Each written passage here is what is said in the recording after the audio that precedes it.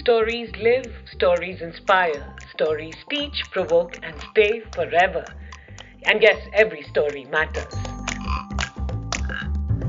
They had been in college together, then they went overseas together to study, and then they started company together. Then they were investors together. They started in a venture fund together, and now one is an entrepreneur and the other one is an investor and on the board of the entrepreneur.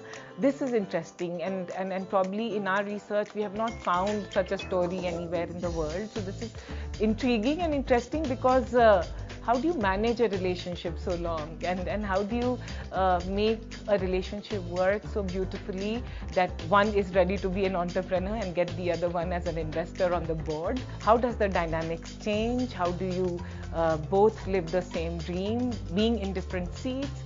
These make for interesting stories. We have two of the best minds from India here with us discussing to this interesting relationship, to creating something extraordinary with MoneyTab, and to a dynamics which we all can learn from. Listen to the story from Shripati and Bala, MoneyTab founder, MoneyTab board member and investor. Tell me what has been happening between both of you over the years. Okay, maybe I'll kick it off and then Yeah. Bala can add more. So Bala and I have known each other since the first day of college, really. Wow. So we were in the same hostel while in IIT, and then so we were classmates there.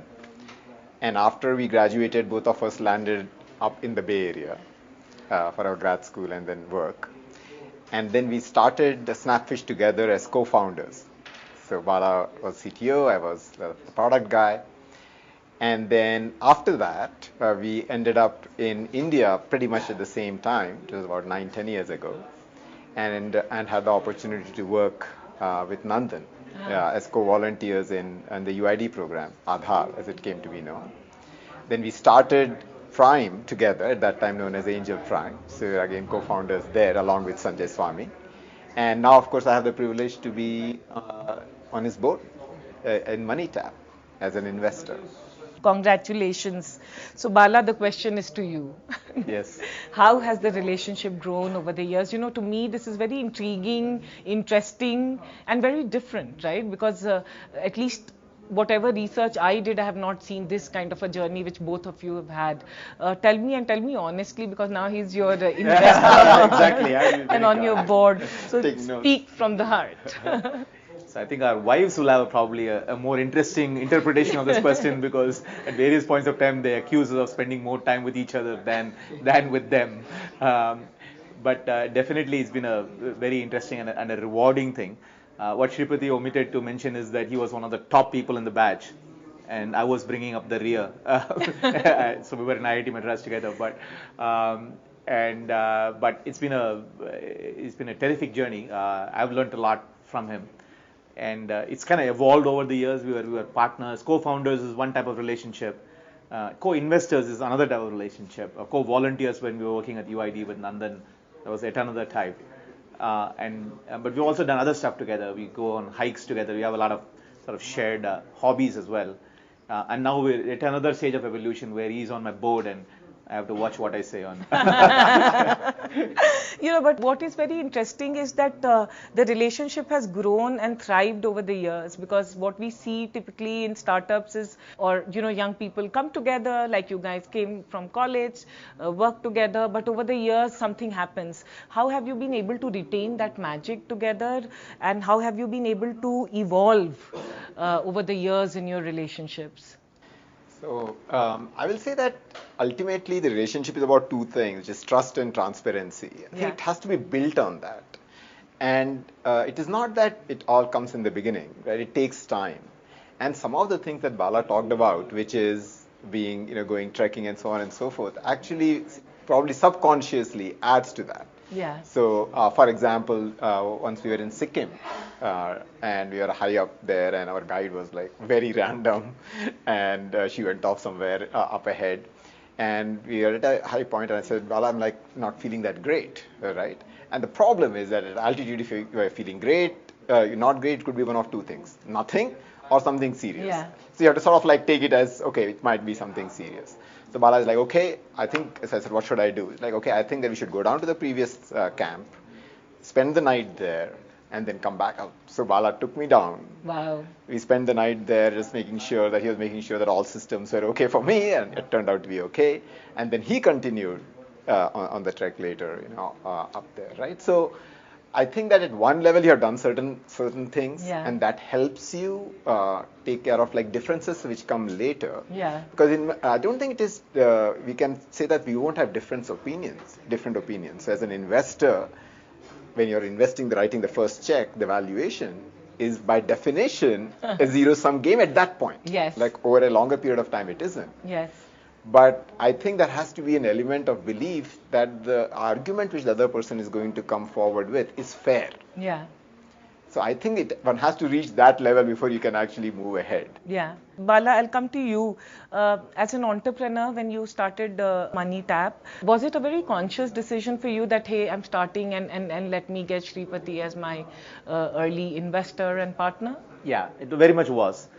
Because the nature of... Or was it because you didn't get anyone else? No, we did get somebody else. So NEA was actually the lead in that thing. So actually interesting that you bring that up, because of this zero-sum game on the valuation, right? You have to pick the valuation, and as an entrepreneur you want the highest valuation, and as an investor you want the lowest valuation, right? So there is no middle path on that one. So in a situation like this, actually we had a second person set the valuation, NEA, who led the valuation, and Prime was in. But we very much wanted Prime in, because the speciality of Angel Prime, what we had built and now continuing with Prime Ventures, is that it focuses on some of a long-term plays, right? So we started the company in October 2015, incorporated the company, and we launched the product in October 2016. It takes a lot of stamina to sort of last through that, and a lot of impatient investors would just push you to do something just incorrect. Yeah. And we wanted Prime in specifically because obviously that was a definition of what Prime does very well.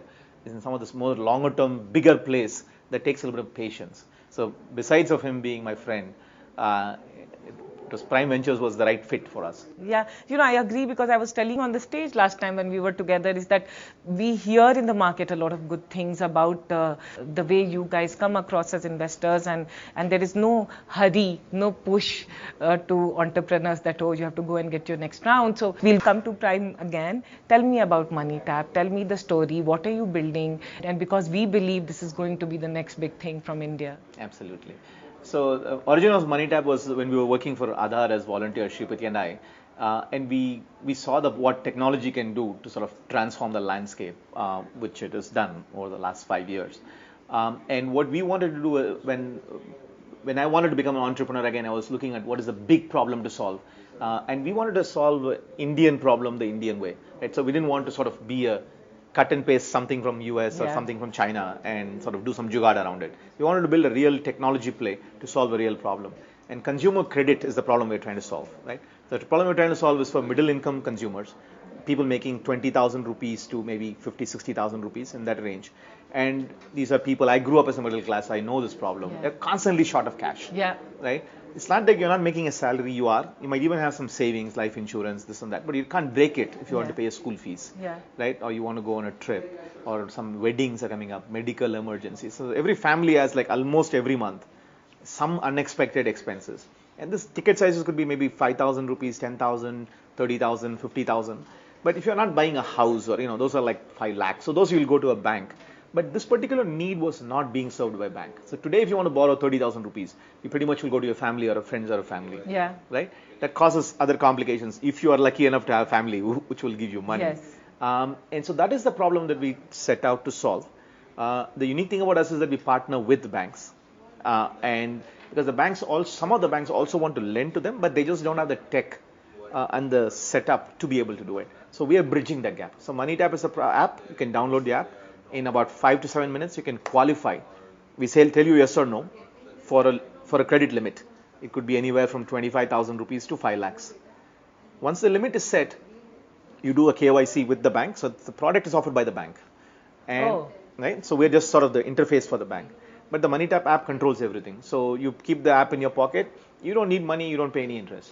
But let's say 3 months later there is a medical emergency, and you want to borrow 20,000 rupees immediately in the middle of the night, right? You tap a button, money is in your bank account in 15 seconds. Wow. Right? And then you pay obviously an EMI to the bank, and you can do that, all of that in the app. This is a huge thing because I think everyone listening to this will relate that this is a real problem in our country. Shripati, what excited you about this idea? So what we felt is that in general, the financial inclusion is an enormous opportunity in India because we're a country of entrepreneurs. Yeah. We don't have a social security net in the Yeah. country. And so if you meet any person in the street, and we ourselves growing up in the country as middle class folks knew that you had to take care of yourself. Yeah. Right? You had to achieve something, and hence the huge focus on education and so forth.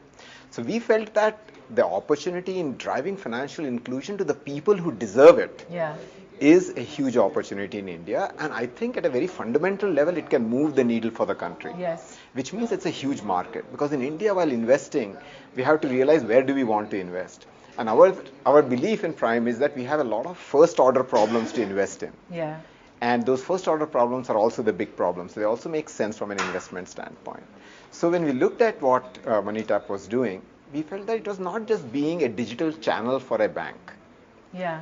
It was actually core driving an innovation and providing a product which doesn't exist. Yeah. In fact, this kind of product is not even available in the US, for example. You have personal line of credit tied to a home mortgage. Oh.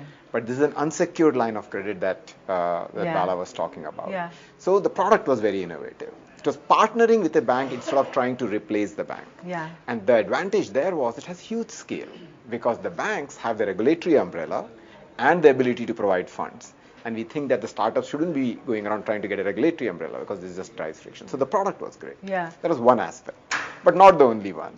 The second one, of course, is the team behind it. So when you look at the team, it's Bala, Anuj, and Kunal, and Bala being the CEO, obviously, it's a very huge decision. So we thought about it. And the thing about we need to think is that, okay, Bala has been a co-founder, entrepreneur before, but then he has gone off, crossed over to the dark side, become an investor, right? And now you're back to being an entrepreneur, which is, as you know, a 24/7 job, right? So how do we think about it? Yeah. The thing about Bala, though, I knew, just this is where I guess a little bit of the relationship, a lot of it came into play, is that the thing which I have to stop him is actually to hold back, to throttle back. Like, that's the thing which I have to worry about, right? Because others might say, okay, can he handle this? To me, no problem. Yeah. I think he can handle it. So I sort of knew the bar that Bala has sets for himself, and I was very comfortable that it was something which I could actually, not only my money, we have to be more careful about somebody else's money, which is what we are in the business of investing, of actually doing. So what I hear from you is there's a great intention behind the venture and a great team which has come together to fulfill that great intention. So things are happening, and that's how you back. Bala, coming to you, why did you choose Shripati not as your co-founder in this venture and as your investor? Didn't you feel like, hey, I also need to take the plunge with him? You should ask him. So I think that this is the DNAs, I think, are slightly different, right? I think you have things which we agree upon, which is the way we look at things and way we analyze stuff. But also there are differences. So, for example, I feel that the classic analogy, which I think is true, is that you're playing in the field and scoring goals in soccer, right in the middle. Whereas as an investor, you are on the sidelines and you're kind of playing, hey, look, when the ball comes here, you do this, right? Or in the cricket, when the bouncer comes, you should duck. But ultimately, in the field, it is the entrepreneur, He's right? in the trenches. He's in the trenches. And I think it requires a different kind of mindset.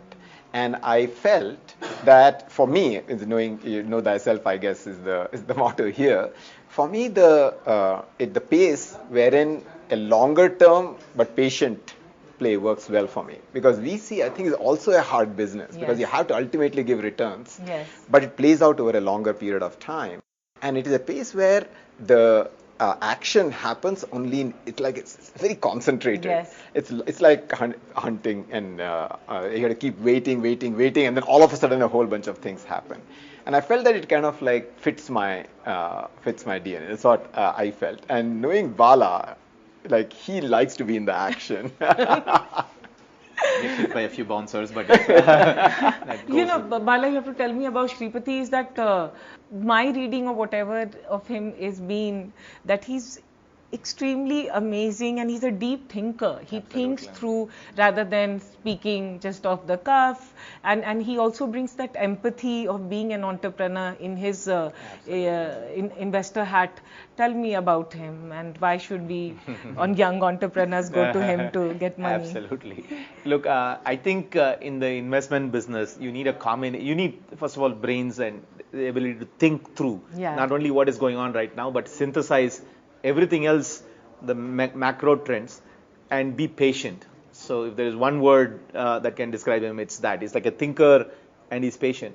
But I think what I've seen him over the years, both as a friend and as a co-entrepreneur, is that he's been in the trenches as well. Yeah. So the problem with sort of a lot of investors is that they're too much in the thinking phase. They were never done sort of, made very tough choices that you have to do as an entrepreneur, Yes. right? I mean, life is not as clean when It's you not actually Excel. exactly. Yeah, It's not Excel, right? So I projections. mean, it's like going back to the game metaphor. You can do all your planning before, but then you're on the field, you have to deal with it, and the ball doesn't exactly come the way the drawing board said it would Yeah. come. It comes in a different way, right? So, but he's done that as well. So I think that gives him sort of the unique thing to look at both perspectives. But it's also not good to immediately react to every ball, Yeah. right? Because then you're losing sort of the big picture Yeah. of what is going on, the patience, the calmness, having a plan, right? To stay through the game. Like we saw recently with India, they just lose their head because Yeah. you're just reacting too much emotionally, right? So you need both, especially as an investor. Yeah, yeah. Yes. Do you see in your second stint as an entrepreneur an evolution in terms of how you emotionally respond or react to things that come with time? Does it come? Definitely. You should definitely ask this question to my team. Definitely I've become a lot more patient. That's for sure. Yeah. And especially you're working with banks and banking partners. Things take time and one needs to sort of be a little bit more thoughtful. So that is one thing that learn not to react immediately. Yeah, because I think all of us as entrepreneurs, at least I need to learn that because we get very emotional about things. And you need to. I mean, emotion is what gets you out of the bed every morning and drives you to, to face those things. But sometimes when that takes over and when you see, especially when you see not so good situations and you're just reacting all the time. I think that's one thing I've learned. It's a little bit subtle, but to understand which situations one does need to react, and about 70-80% of the situations you do need to react. Yeah. Right? But to know which is the 70 and which is the 30, that's what you learn. Amazing. So I think everyone watching would know that you have raised money and you are now in the coveted club. So congratulations. How does it feel like now? Is the journey going to get very accelerated for you? And especially I wanted to understand, Shripati, also from you in this market, raising money, because the whole narrative is that it's very tough right now. How are you guys doing this? One thing that is a good thing about raising money in this environment is that one can be a little more patient. So as opposed to like 2 years ago when everybody was just growing crazy, the investors there was a lot of pressure to grow and spend the money. Our goal is very, very clear. We want to build the unit economics of the business to make sure on a per customer basis, what we spend and what we make, matches up in a very short time frame. And this is what we missed out in the last 2 years of the ecosystem, right? Because it's easy to spend the money and hope that you'll make up that money. So our goal is very simple. We will grow. We do want to grow, but we want to grow smartly. Yeah. So we're not planning to, blow up the money tomorrow. So we have, and we are being able to lucky to do. I don't think if I was sitting here and doing this 2 years ago, I would be able to say it. Yeah. Right? I think the board and the investors would have a different type of pressure. But I think, Bala, you would have said that, right? Because you bring that kind of a maturity. Maybe in your first venture many years back, you wouldn't have. That is correct. That is true. In Snapfish, we did go through exactly that cycle. Shripati and I, when we grew that company, we raised like $40 million on a PowerPoint. Wow. And we nearly blew all of it off. But very miraculously for us, the dot-com bust happened, similar to what happened here. And we couldn't spend the money. And by just sheer accident, we kept the money in the bank, and Snapfish became a success. So there was that lesson. But having said that, there is still always a pressure from the ecosystem, from the partners, from everybody to grow. About Yes. 2 years ago in the Indian ecosystem, luckily that pressure is not here. So today, so I would say this is the best time to be an entrepreneur, provided you have money. Shripati. So the way I look at it is that how do you things change, but what remains constant, right? That's the question which you are asking really. And I recall this statement by my one of my favorite professors, Bill Salmon in business school. They're very well known in the entrepreneurial field. So we are graduating in the middle of the dot-com craziness. Netscape had gone public, and nobody understands valuations. And of course, as business school guys, you're giving all kinds of reasons to back calculate and say how this is valued at so much. So he just said as we were exiting the class and the thing was ending, he said, folks, just remember one thing. What I know, as he was referring to himself, is that from time immemorial, the only way the businesses have been valued is on the present value of future cash flows. Yeah. That's the only thing which has stayed true to time, and I want you to take this away with you. Yeah. This is a very simple thing.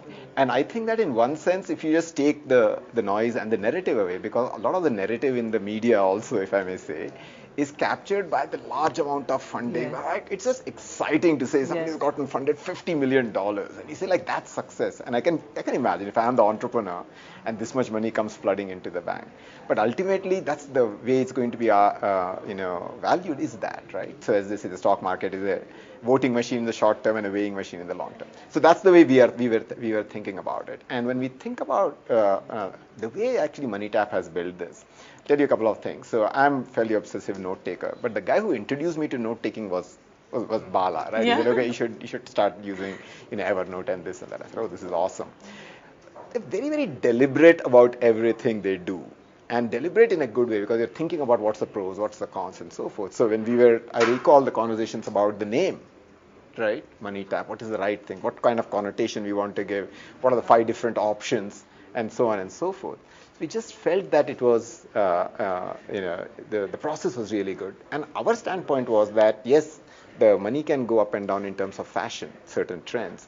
But we just fundamentally believe in both the process and the vision, as you initially said. So we're willing to continue with the journey, even if currently, maybe the investment climate doesn't favor it. It'll happen 6 months later. Yeah. So we're just comfortable continuing to back the company. Yeah, both of you extremely successful, if I may say so, role models which Indian startup ecosystem is looking for, and I can vouch that I see that in you. Is what would you tell entrepreneurs? Because I see that there is this sense of a little bit of dejection from how things have panned out, and many of the entrepreneurs feel that it was not right. So what would you say, both of you? So from my point of view, you have to be an optimist. You actually have a choice. I don't mind me to sound all philosophical and all that, but every day when you get up in the morning, you can decide whether you want to be an optimist or a pessimist. It's easy to be a pessimist. There are thousands of things going wrong around you all the time, especially in a country like, in India, we have thousands of problems. I wake up in the morning, I think everything is an opportunity. I mean, it's just mental flip. And if you look at it, life that way, I mean, MoneyTap was a product of that. Then I think, your life will be better, and actually you'll be able to solve a big problem and build a very successful business. So I would just say, when everybody else is trying to be pessimistic, you should be optimistic. and maybe the other way around too. Thank you so much. So I would just say that capital doesn't provide validation, customers do.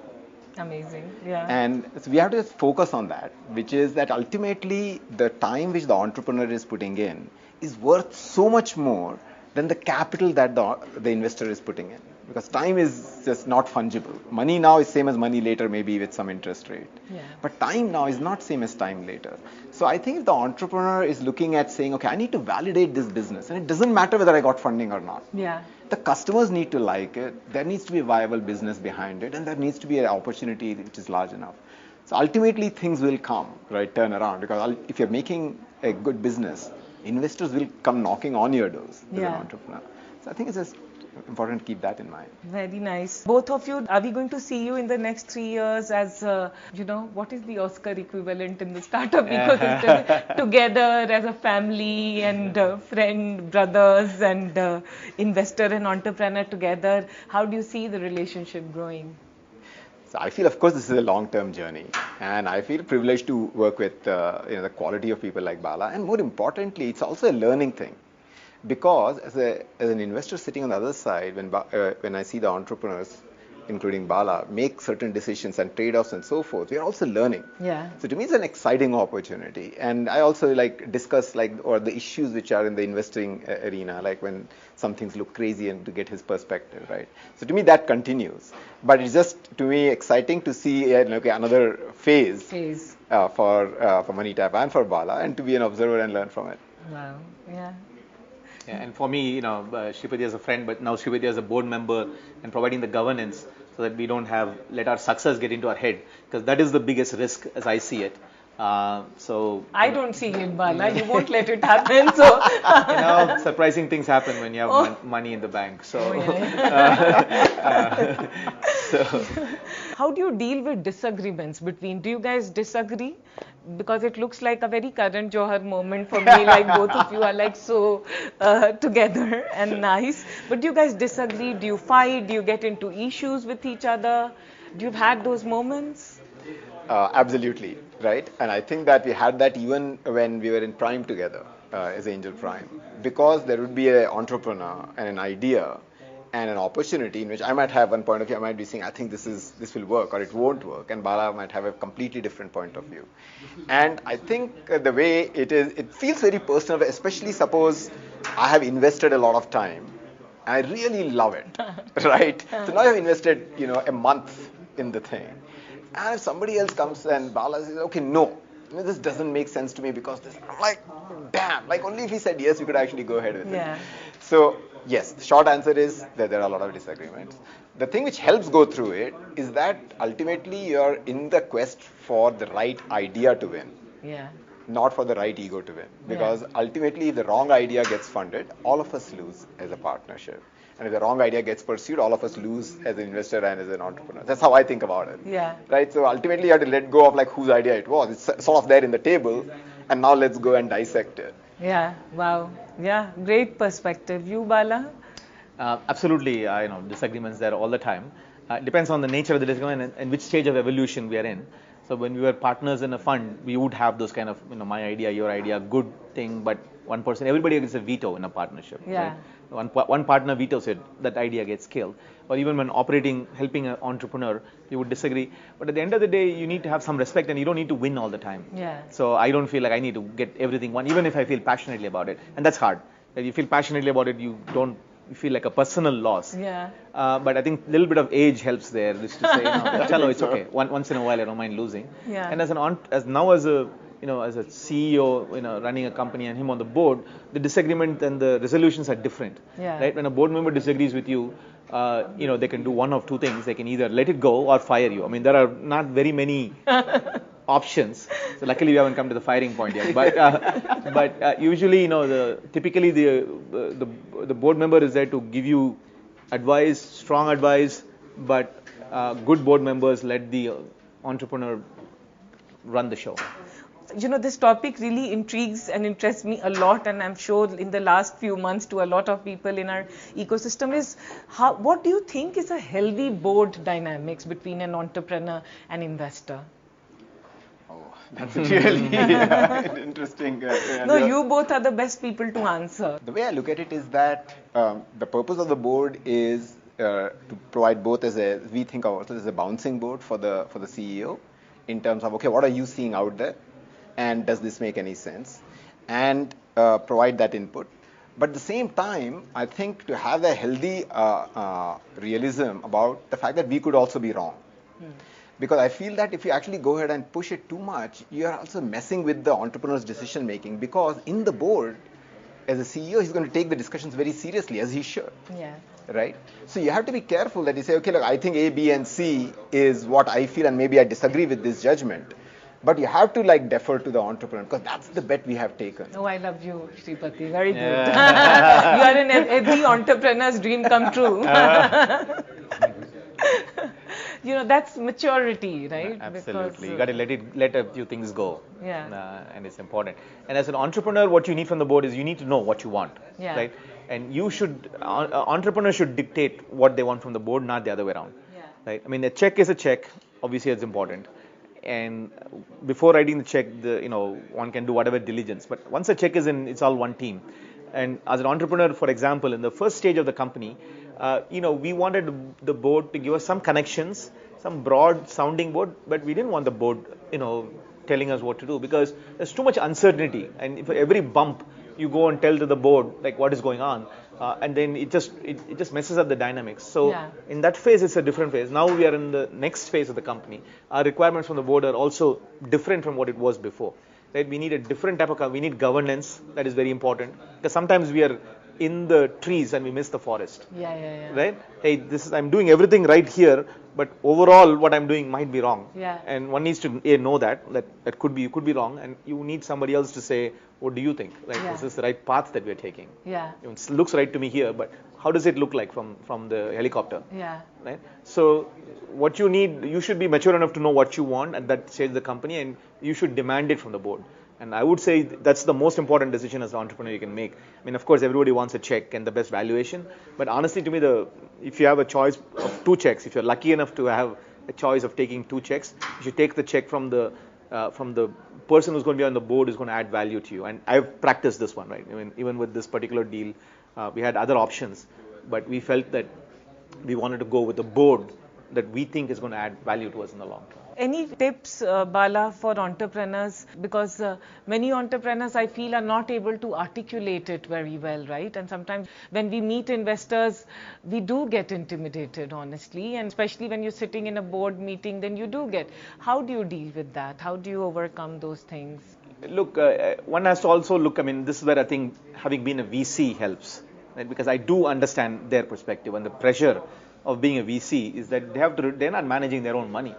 They have to return the funds, and it's a long-term progress report, right? As a VC, your progress report comes every 7 years, right? As an entrepreneur, it comes every hour, right? Your customers are telling you what you're wrong, your employees are telling you that, everybody gives you feedback immediately. But as a VC, your feedback comes much later. So one has to understand their perspective, and at the end of the day, they have to return the money. They're not there to be nice guys for you. They're there to return the money that they've invested in you. And one needs to sort of always be aware of that. I think if you're aware of that, that helps. Of course, everybody has a personality, and managing personalities is, it's an art. It's an art. We should do a separate session on that. Thank you so much. With that, we wish MoneyTap great success. We believe this is going to be the biggest thing, and you guys will make it happen. So thank you so much, Shradha. And that makes it 2 of us. Yes.